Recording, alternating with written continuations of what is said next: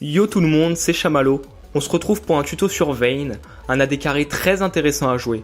C'est un champion avec qui on peut faire des moves vraiment sympas mais on a besoin de beaucoup d'entraînement pour le maîtriser. Pour ma part, je joue Vayne depuis la saison 3 et j'ai bien fait le tour du champion, c'est pourquoi je fais ce tuto. Donc on va commencer comme d'habitude par les runes, maîtrise et build, puis on passera aux moves en game ainsi qu'aux conseils que je peux vous donner pour vous améliorer. Tout d'abord les runes. Donc ce sont des runes classiques en tant qu'AD carry, des dégâts en marque, de l'armure en saut et de la vitesse d'attaque en quintessence. La seule chose qui peut changer, ce sont les glyphes. Par exemple, si vous jouez contre une botlane avec un sup AP, je vous conseille de prendre des glyphes de Magic Resist brut afin d'avoir de la résistance magique dès le début de la partie et de prendre moins de dégâts à bas niveau par le support. Sinon, je vous conseille de prendre de la Magic Resist par niveau si le support ne fait pas trop de dégâts AP, ça vous permettra d'avoir plus de Magic Resist après la phase de lane. Pour finir, si la team adverse n'a pas d'AP, ou du moins très peu, vous pouvez partir sur ce type de page de runes sans résistance magique. C'est très ballsy donc il faut faire attention à la prendre au bon moment. Ensuite on passe aux maîtrises. Alors évidemment, il faut jouer en 18-12-0. Il y a deux points que je voudrais expliquer pour les maîtrises.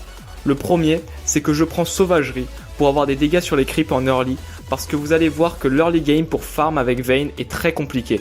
C'est un des AD carry avec qui on farm le moins bien je trouve, donc prendre sauvagerie aide au last hit. Vous verrez plus tard dans le tuto qu'il y a d'autres moyens pour aider au last hit. Ensuite, je prends festin et cookie. Je vais expliquer ces deux maîtrises en même temps parce qu'elles ont les mêmes raisons, c'est d'avoir une meilleure tenue de lane. En effet avec Vayne, la période la plus compliquée c'est l'early, notamment comme je l'ai dit avec les creeps, mais aussi parce que vous êtes faible en early et il faut combler cet inconvénient. Festin et cookie vous permettent d'avoir une regen en early game qui n'est pas négligeable et qui vous donnera une meilleure tenue de lane.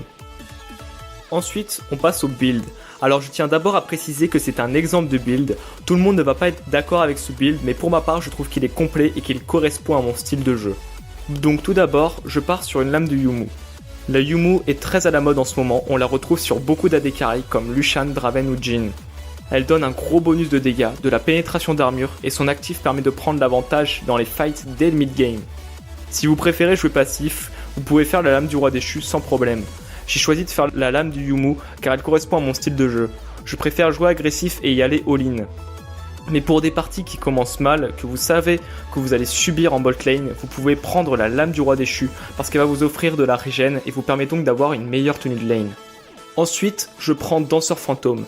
C'est un item core sur Vayne, on est obligé de prendre cet item peu importe le build qu'on fait car il va vous donner de la vitesse d'attaque, de la vitesse de déplacement, des coups critiques, bref, tout ce dont a besoin Vayne. En plus, son passif réduit les dégâts du dernier ennemi que Vayne a attaqué, ce qui est un avantage considérable.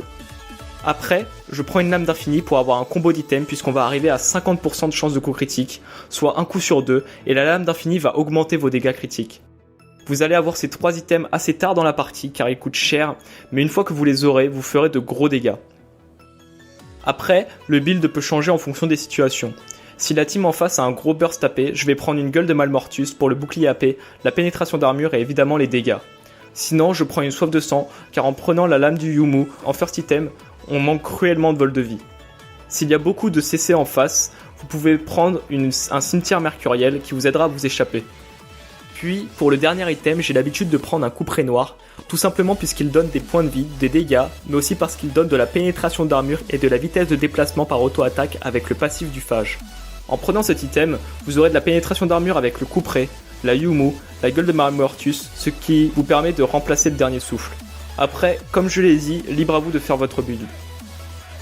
Après avoir vu tout ça, on va passer au sort de Vayne et les différentes utilités qu'ils ont, en commençant par la roulade de Vayne. Concernant la roulade, elle a plusieurs utilités. Tout d'abord, il faut savoir que la roulade ne s'utilise jamais sur un coup de tête, il faut toujours penser à quand la faire.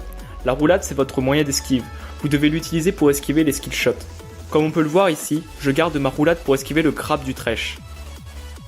Un autre exemple ici, je l'utilise pour esquiver le stun et les dégâts de Jhin. Il faut l'utiliser principalement pour esquiver les skill shots. C'est un moyen d'escape qui peut devenir très intéressant une fois qu'il est bien maîtrisé. La roulade peut aussi être utile pour reset l'auto-attaque. Dans cette situation, 2 creeps sont très low. Vous pouvez donc utiliser la roulade pour reset votre auto-attaque pour avoir les 2 creeps sans problème. C'est très important de savoir que la roulade peut reset l'auto-attaque, notamment pour le hit and run qui est indispensable sur Vayne et sur tous les AD carry. Ici, je recule tout en attaquant le Gangplank pour rester une cible mobile et pour qu'il ne puisse pas mettre tous ses dégâts. Maintenant, on va passer à la condamnation de Vayne. Gardez en tête d'utiliser ce sort au moment le plus opportun. Il ne faut pas l'utiliser juste pour faire reculer l'ennemi. C'est un sort qui coûte énormément de mana. En early game, vous pourrez l'utiliser que 2 à 3 fois avant de ne plus avoir de mana. Évidemment, la condamnation sert principalement à stun l'ennemi contre un mur. En lane, il faut toujours se positionner de façon à avoir la possibilité de placer le E, de sorte à stun l'ennemi. Ici, je me mets bien à gauche pour avoir la possibilité de stun la Sivir et ainsi récupérer le kill. Pensez à être symétrique à un mur par rapport à la carry. Pareil ici, je reste bien à gauche du Bard pour ensuite le stun, puis récupérer les 2 kills.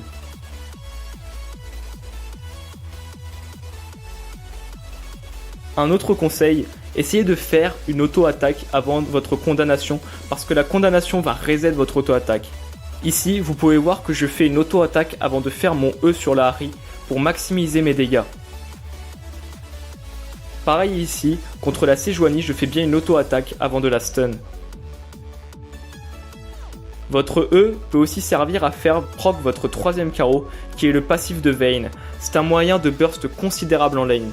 Ici, vous pouvez voir que le Jhin prend d'énormes dégâts sans pouvoir me les renvoyer.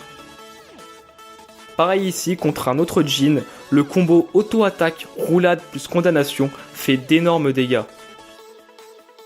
Enfin, un dernier exemple, ici avec la Sivir, qui en plus de prendre mes dégâts, va prendre l'aggro d'équipe et va subir d'énormes dégâts. Pour terminer, avec la condamnation, sachez qu'elle peut aussi servir à esquiver les sorts, comme ici je l'utilise pour reculer le Taric et ainsi esquiver le stun pour ensuite récupérer le kill. Bon, maintenant qu'on a fait les sorts, je vais vous donner quelques autres conseils pour vous améliorer.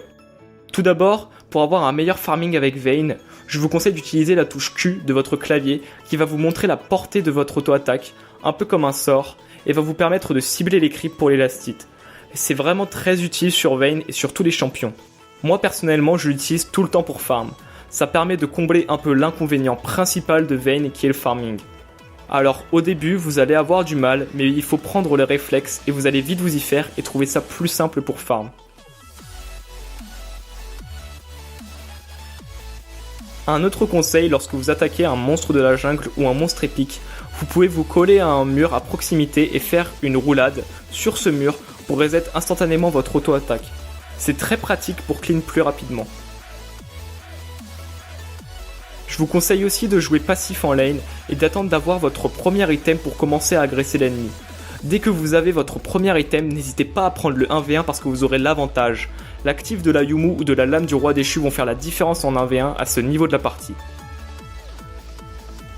Un autre conseil, utilisez votre ultime au moment où vous allez faire une roulade pour vous mettre invisible. Ça doit devenir automatique parce que ce laps de temps peut vous sortir de situations très périlleuses comme celle-ci.